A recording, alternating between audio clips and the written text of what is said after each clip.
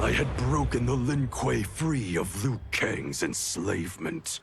We were now masters of our destiny, and could take our place among Earthrealm's great nations. But taking and holding territory would require a vast army. I needed more fighters to make our presence felt. Then I recalled Shang Tsung's dragon warriors. An army of them would be unstoppable. But trafficking in such strong magic would surely draw Liu Kang's attention. Sector advised that we avoid detection by building our army using science, not sorcery.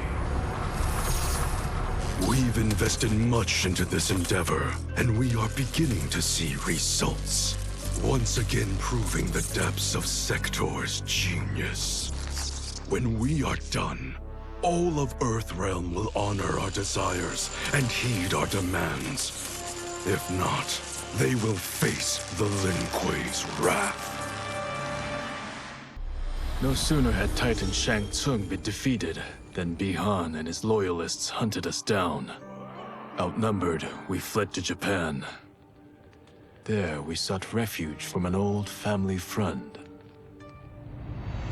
As children, we played together. But Harumi Shirai was a woman now, the head of her clan. Her strength, beauty, and intellect awed me. Also incensed by Bi-Han's betrayal, Harumi agreed to help me forge a new clan, one that would stand against him and defend Earthrealm. Her aid proved invaluable, and as time went on, we grew closer. To honor Harumi and pay respects to my new bride, I named the clan after her, calling it the Shirai Ryu. Now the battle against my brother begins in earnest. The Shirai Ryu won't rest until Bi-Han is defeated and the Lin Kuei's honor restored. After fleeing Outworld, I hadn't expected to return. But then I also hadn't expected the new Empress to make me an offer I couldn't refuse. To thank me for helping stop General Shao's rebellion, she asked me to be her emissary to the Zaterrans. Going home, bearing the seal of the royal house, I would show, once and for all, that my mutation wasn't to be feared. That it wasn't a source of shame. To my surprise, I was welcomed. But those warm smiles hid a dark secret.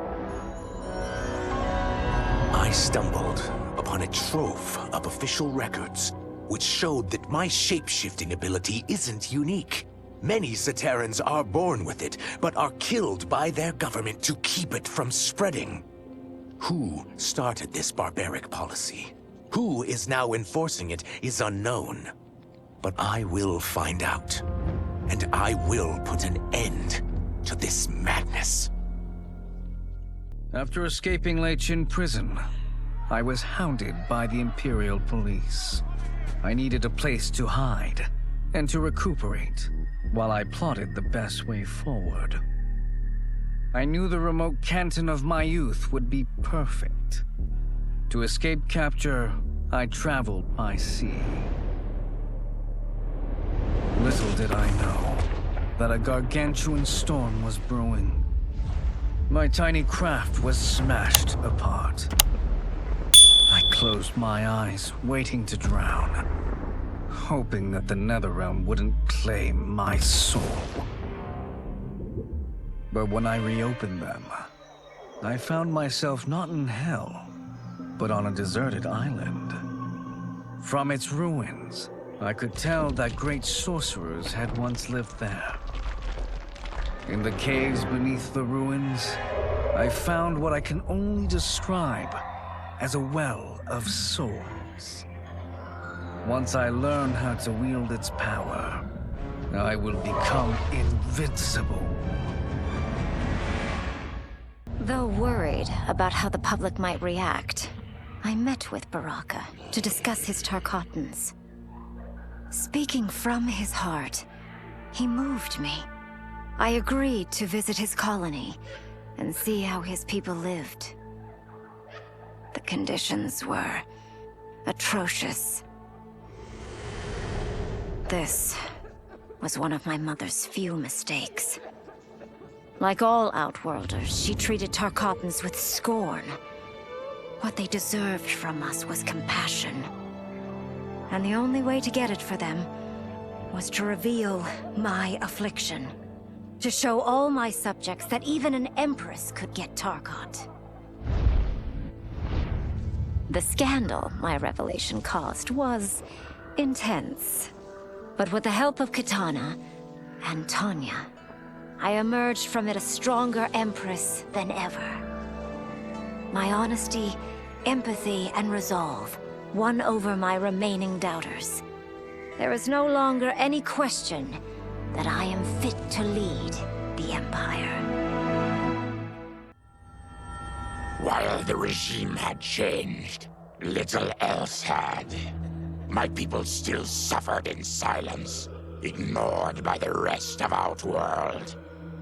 Though now I knew Empress Mileena's secret, that she was also afflicted with Tarkat. If anyone would help, it would be her. But how to get an audience? Syzoth. He was the Empress's new emissary to the Zaterrans. I asked him to introduce us. At great personal risk, he agreed. And as I'd prayed, the Empress was willing to meet. Even better, she would visit the colony. She was shocked to see how we lived. She moved quickly to provide for our care and comfort. Thanks to the Empress and Syzoth, we Tarkatans are no longer pariahs. Until our disease can be cured, that will do.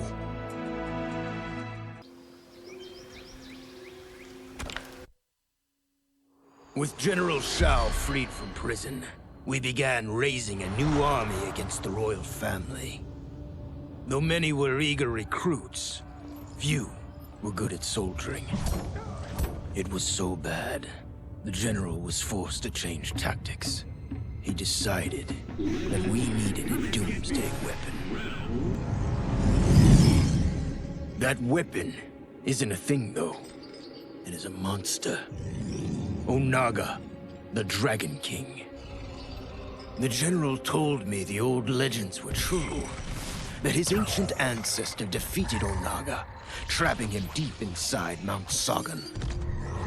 The Dragon King is still there today. His pent-up fury waiting to be unleashed. Because Onaga is so dangerous, the general wouldn't risk trying to tame him before. But now, he feels we have no choice. Though I likely won't survive, I accept this mission gladly.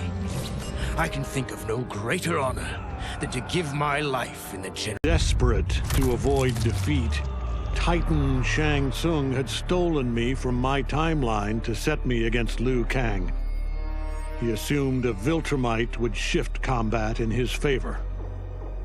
Shang Tsung was right, of course, but he was blinded by ambition and failed to consider that my only true loyalty is to the Viltrum Empire.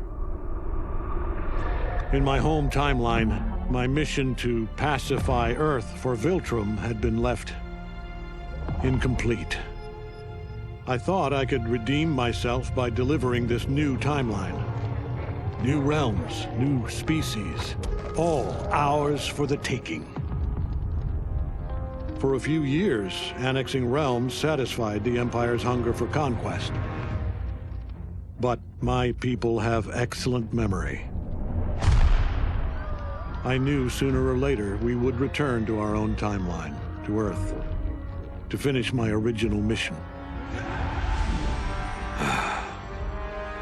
I only hope my son has had time enough to prepare. Until recently, I hadn't met Li Mei, but I had heard the stories. How the Umgadi's matron superior blamed her for not preventing Emperor Jared's murder. How she quit in disgrace rather than accept punishment. But those stories didn't fit the woman I now knew. Li Mei would never have been so negligent. Eventually, I uncovered the truth. The failures and mistakes which led to the Emperor's murder, they resulted from poor decisions made by the matron superior themselves. They made Li Mei their scapegoat. When the Empress found out, she wanted the Umgadi disbanded. But I convinced her that it could be reformed. To make sure it did, she put me in charge. I am humbled by this sacred responsibility. The Umgadi, my sisters, they are my life. I will not let them be brought down by the acts of a selfish few. Were it not for my godly counterpart, I would not have survived the battle against Titan Shang Tsung. Meeting him, though, raised questions. Why did I replace him in this new era? Why was I made mortal? Lord Liu Kang told me of his Raiden's nobility and righteousness, about his steadfast leadership in the defense of Earthrealm. He also told me about Raiden's dark side, how he could be consumed by rage and cast aside the rules he otherwise lived by. Making me mortal and incapable of such anger was to keep me from following in his footsteps. Though I understood the reasons why, I felt I had been done a disservice. To survive the coming battles, I may need the edge that only great rage can bring. As the Shaolin couldn't aid me, I sought out someone who could. Someone to stoke the fire within me and teach me to master it. For this, I could have no better teacher than the Shirai Ryu's Grand Master. Since this whole thing kicked off, I'd wondered why Liu Kang chose me to be a champion. I mean, sure, I was killing it as a martial arts star, but it's one thing when it's all for show. It's different when you're playing for keeps. Then Liu Kang let me in on his master plan. He wanted the masses to know about the world beyond them, the one filled with gods and monsters, and he wanted me to tell them about it. But I knew revealing the truth all at once would be too shocking of a plot twist for most. That's why I pitched doing a bunch of stories, to slowly get people used to it. And if there's one thing I can do, besides kick ass in combat, it's build a cinematic universe. I'm serving up movies, streaming series, games, you name it. I like that I'm doing a public service. And it doesn't hurt that I'm making more than a few bucks. It's the kind of synergy that would make any studio mogul proud. It was inevitable that the Shaolin Masters had me join them. They knew just how much future initiates could learn from me. Shujinko was one of my earliest. His ability to absorb anyone's powers and skills was amazing. With the right training, he could become our greatest champion. I knew that I alone could give it to him. But as his proficiency grew, so did his ego. In love with himself and his power, Shujinko became a threat to the realms. He hadn't learned humility, because I wasn't the one who could teach it. I should have listened to Raiden's warning and not tried to train Shujinko alone. After he was subdued, Shujinko's accumulated abilities and memories were taken from him.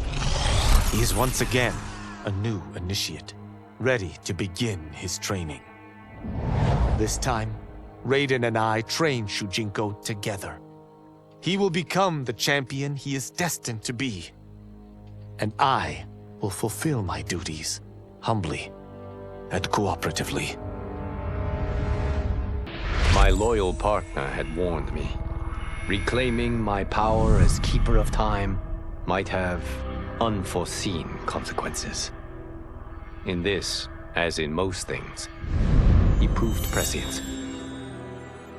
The process I had undergone did irreparable harm to my body. Taking back my power had cost me my immortality. While my lifespan would still stretch across eons, I would one day perish. And if the war with Titan Shang Tsung taught me anything, it is that this timeline is not safe without a protector. Yet I had never given thought to choosing a successor. Who is it that could replace me and protect my new era? The answer, of course, is Geras. Tireless and meticulous, he is perfectly suited to be entrusted with this grave duty. And no one knows better the temptations of the hourglass. I have no doubt he will be above them. Though the barriers between timelines had been rebuilt, there was no question that they could again be broken. Protecting this timeline would require eternal vigilance, so that it could not fall victim to further outside aggression. But nothing in my countless lifetimes had prepared me for this task. In none of them had multiple timelines ever coexisted. Monitoring them for threats was an entirely novel problem. It would require a novel solution. I discovered that though the timelines no longer touched, their meeting had left them intertwined. I can now secretly surveil all timelines, keeping watch for potential danger. It pleases me to do this service for the new era. Lord Liu Kang may rest assured that it is secure. I wasn't looking for allies against the Yakuza, but I found one in Special Agent Jackson Briggs. He'd heard gangsters plotting to kill me on a wiretap and came calling, hoping I'd be his informant.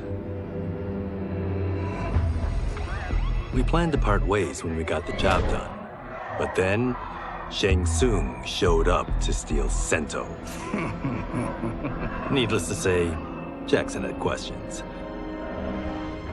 It blew his mind to hear that the stories in Johnny's movies were real.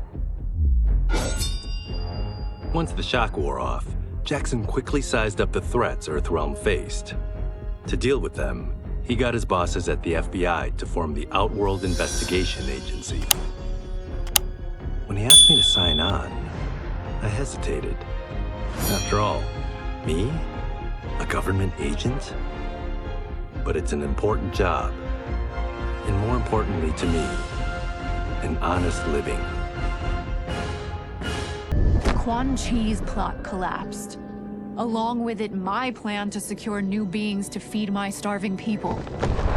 Because I'd advocated for partnering with him, I was held responsible. If I didn't seize for Vaternis' new feeding grounds, the Coven would banish me. But then, I had a revelation. I didn't need to conquer realms to feed my people. I simply needed to capture enough beings to breed them. Once they multiply, Vaternis will have a limitless, renewable source of food. And I only need a few thousand to start. A number so small compared to the billions in the realms that no one will notice as people go missing. But it will be more than enough to establish our breeding stock and feed a ravenous Vaternis.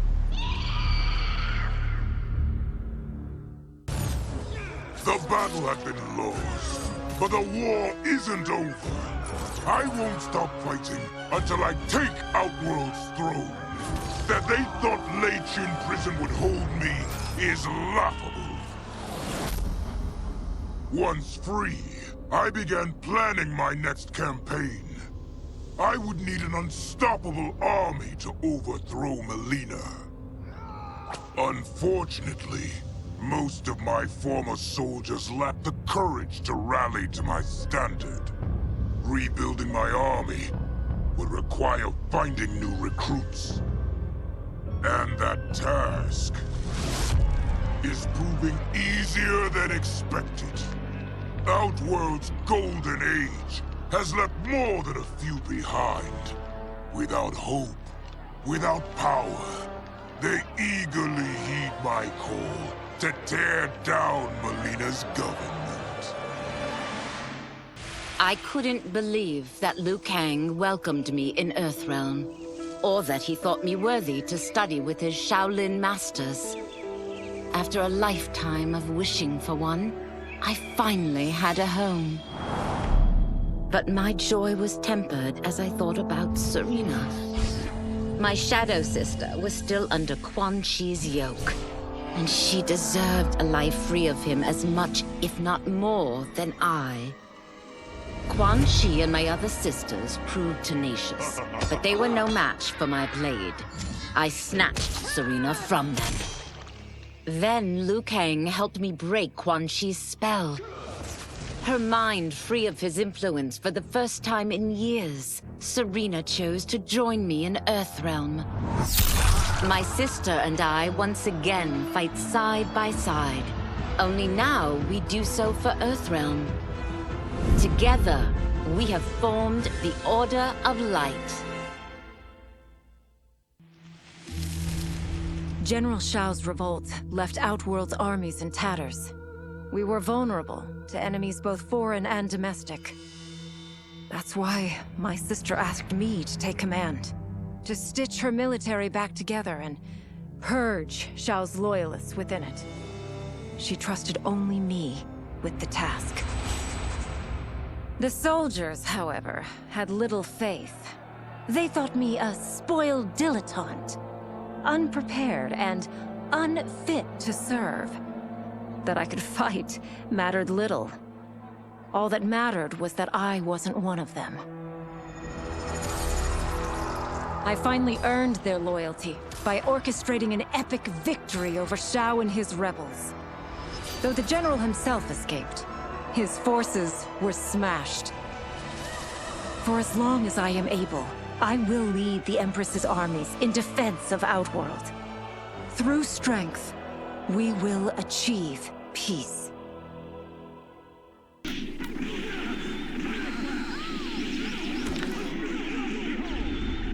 Kuai Liang and I were working hard to build our new clan.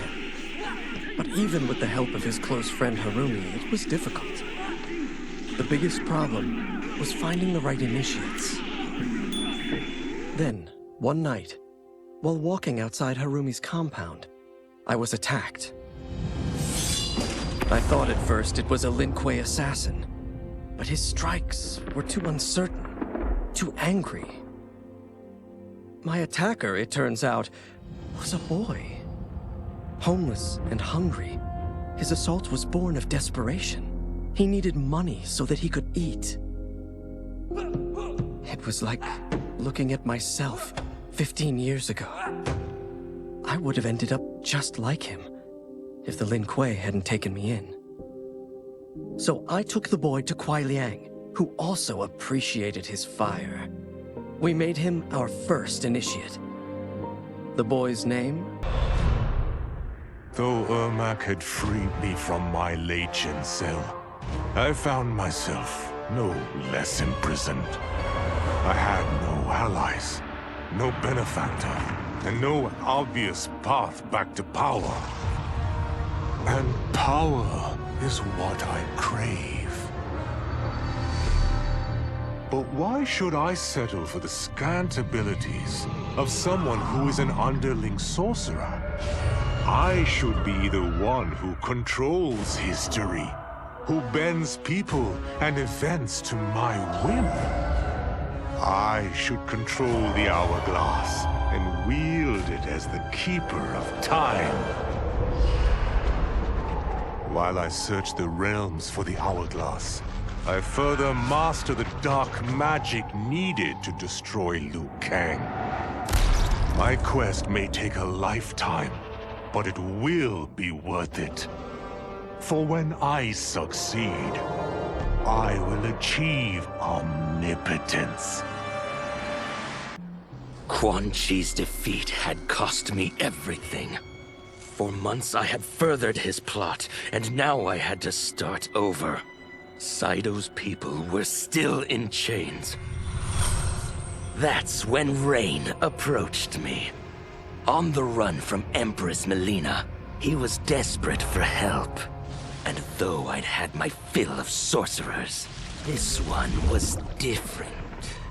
I agreed to provide him safe haven. He agreed to help topple Saido's government. And topple it we did. Rain summoned a wave so fast, so powerful, that it crushed the capital. Saido's fascist rulers were swept away. My people are finally free. They can chart their own course, needing only to follow their own desires. Their lives are now blessed by anarchy. To elude capture by Empress Mileena, I joined Havok's crusade in Saido.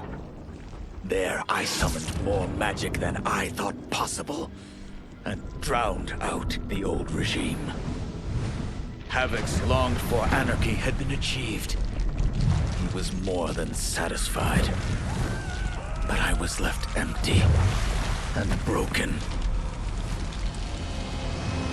Had I been satisfied as Outworld's High Mage, not let myself be tempted by Shang Tsung, a great city would not now lay in ruins.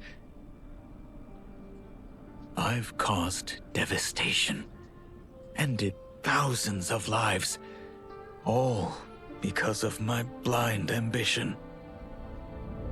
I've betrayed my oath, my sovereign, and my realm. These high crimes merit punishment, and I'll accept whatever the Empress gives me. My only ambition now is to one day be forgiven. As her reign began, Empress Mileena faced many challenges. To meet them, she turned to the people she trusted. Her sister to lead her army, and me to lead her Imperial police. Though I missed Empress Sindel dearly, I was glad my ties with her family had been mended. But while it was an honor to be made responsible for Outworld's internal security, I soon realized accepting the appointment was a mistake. I'm not cut out to be a bureaucrat, nor am I patient enough to navigate the Imperial Court's politics. I was at my best patrolling Sundo's streets, when I could feel the city's pulse and serve and protect its citizens directly. That's why I resigned my post and resumed my role as Sundo's first constable. I end each day knowing I've made a difference.